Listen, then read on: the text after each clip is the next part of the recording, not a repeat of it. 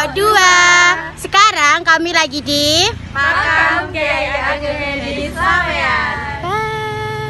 Assalamualaikum warahmatullahi wabarakatuh. Hai sobat semua, salam sejahtera untuk kalian dimanapun Anda berada. Dalam sejarah Islam di Nusantara, ada banyak tokoh yang berjasa dalam menyebarkan ajaran agama dan membangun peradaban masyarakat.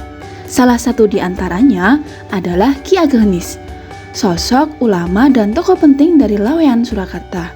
Beliau tidak hanya dikenal sebagai ulama yang arif, tetapi juga sebagai figur yang berperan dalam membangun fondasi keislaman di tanah Jawa.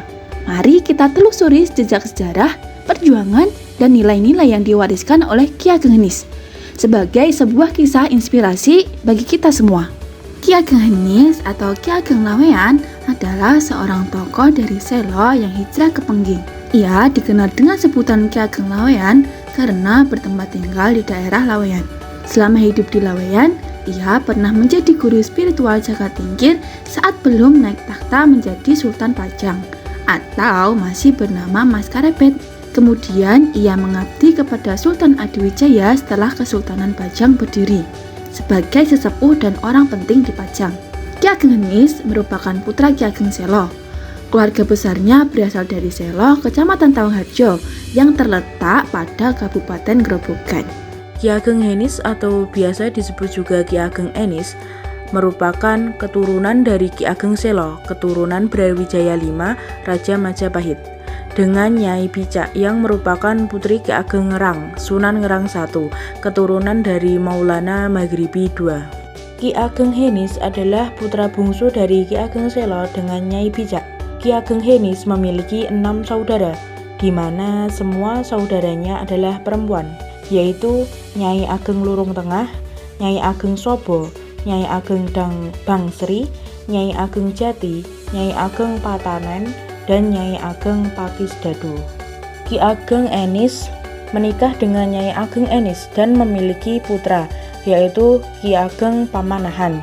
Putranya itu kemudian menikah dengan Nyai Sabinah. Dari hasil pernikahan tersebut, Ki Ageng Pamanahan dikaruniai 2 orang putra, yaitu Suto Wijoyo yang dikenal dengan sebutan Mas Ngabehi Loring Pasar atau Panembahan Senopati, yakni merupakan seorang raja atau pendiri kerajaan Mataram Islam. Sedangkan putra keduanya bernama Ki Ageng Karatongan. Ketika menjadi Pungawa di Kadipaten Pajang, Ki Ageng Henis dianugerahi tanah perdikan Laweyan, sehingga ia dianggap sebagai cikal bakal masyarakat Laweyan. Penduduk setempat menganggap Kiai Ageng Henis adalah orang sakti karena ia keturunan Ki Ageng Selo yang terkenal bisa menangkap petir. Kiai Ageng Henis juga mempunyai julukan Kiai Ageng Laweyan atau Manggolo Pinituaning. Semasa Jagatingkir berkuasa menjadi Adipati Pajang, Ki Ageng Henis memang dianggap sebagai salah seorang leluhur Raja-Raja Mataram yang merupakan keturunan Brawijaya V, yang tentu memperoleh gelar kehormatan nama Ki Ageng karena memiliki arti sebuah tokoh besar keagamaan dan pemerintahan yang dihormati dan memiliki kelebihan, kemampuan, dan sifat-sifat kepemimpinan masyarakat. Peran Kiai Ageng Henis. Kiai Ageng Henis dulunya beragama Hindu Jawa. Namun, semenjak singgahnya Sunan Kalijaga di daerah ini, ketika hendak menuju Kadipaten Pajang, Kiai Ageng Henis pun kemudian masuk Islam. Setelah menyatakan masuk Islam dan menjadi murid Sunan Kalijaga, Ki Ageng Henis akhirnya dididik dengan agama Islam dan ilmu yang tinggi oleh Sunan Kalijaga. Pada akhirnya, Ki Ageng Henis menjadi orang yang waskito, bahkan Ki Ageng Henis menjadi ulama yang derajatnya menyerupai wali. Kemudian, Ki Ageng Henis yang mendapat sebutan sebagai Kiai Ageng Henis mendapat tugas dari Sunan Kalijaga untuk mensyiarkan agama Islam di tlatah Pajang dan berdakwah. Kiai Ageng Henis menerapkan cara-cara seperti yang dilakukan oleh gurunya Sunan Kalijaga yang membumi tanpa kesan menggurui, dengan damai, masuk akal, dan penuh welas asih, sangat mengena di hati masyarakat yang pada saat itu banyak memeluk agama Hindu. Pengging dahulu dikenal sebagai peradaban Hindu. Masuknya Islam di Tanah Pengging tidak luput dari peran serta Ki Ageng Henis. Laweyan yang saat itu merupakan wilayah kekuasaan Kadipaten Pengging sebelum Pajang, masyarakat di sekitarnya masih menganut Hinduisme.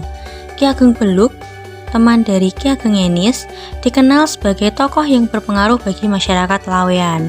Ki Ageng Beluk, seorang penganut agama Hindu, namun karena dakwah yang dilakukan oleh Ki Ageng Henis di Laweyan membuat Ki Ageng Beluk tertarik memeluk agama Islam. Ki Ageng Beluk kemudian menyarankan bangunan pura Hindu miliknya kepada Ki Ageng Henis untuk dibangun menjadi sebuah masjid. Sejak saat itu, Ki Ageng Henis mulai bermukim di Desa Laweyan pada tahun 1546, tepatnya di sebelah utara Pasar Laweyan yang sekarang Kampung Lor Pasar Mati.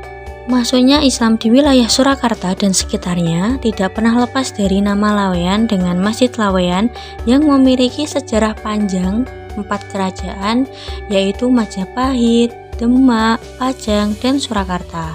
Pada akhirnya, rintisan dakwah Ki Ageng Henis jejaknya begitu terlihat nyata, diteruskan pada generasi berikutnya dan semakin bertambah fungsinya dalam masyarakat luas. Sampai kini pun, kegiatan dakwah di Masjid Laweyan tidak pernah meredup, terus bersyiar tiada henti. Batik sendiri diperkenalkan pertama kali oleh Ki Ageng Henis yang pada dasarnya menyukai kesenian seperti ajaran gurunya Sunan Kalijaga. Selain menyebarkan dakwah, Kiai Ageng Henis mulai aktif mengajarkan bagaimana cara membuat batik. Ki Ageng Henis kala itu sebagai salah satu petinggi kerajaan dan pengikut raja diharuskan menggunakan busana batik pada berbagai kesempatan termasuk acara ritual kerajaan. Beliau memanfaatkan kesempatan tersebut untuk mengembangkan potensi berkesenian membatik yang sebelumnya dikerjakan oleh putra-putri dan abdi dalam di lingkungan keraton.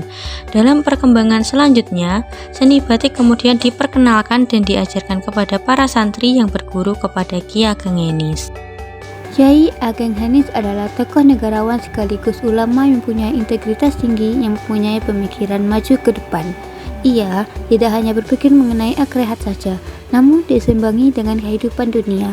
Para santri yang jumlahnya semakin banyak tidak hanya melulu diajarkan mengenai ilmu agama, namun juga kegiatan yang akhirnya akan memberikan kemapanan dari segi ekonomi keluarganya. Di Laweyan, selain berdakwah, Ki Ageng Henis juga mengajarkan bagaimana cara membatik.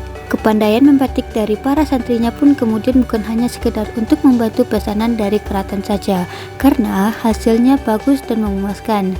Terlebih banyak masyarakat umum mulai suka akan corak batik dan memiliki nilai jual yang tinggi. Hingga pada akhirnya para santri menularkan kebiasaan mereka pada sanak saudara, kerabat, dan keturunannya. Bahkan para tetangganya yang menyebabkan kebiasaan membatik tidak lagi dinominasi kaum santri.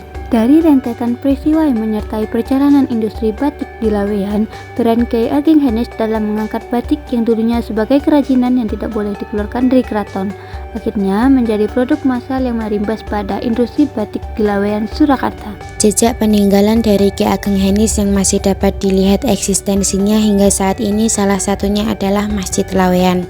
Setelah Kiai Ageng Henis meninggal pada tahun 1503, ia dimakamkan di belakang Masjid Laweyan, di mana ada kompleks makam kerabat Kadipaten atau Keraton Pajang yang beberapa tokoh dan petinggi kerajaan dikebumikan di sana.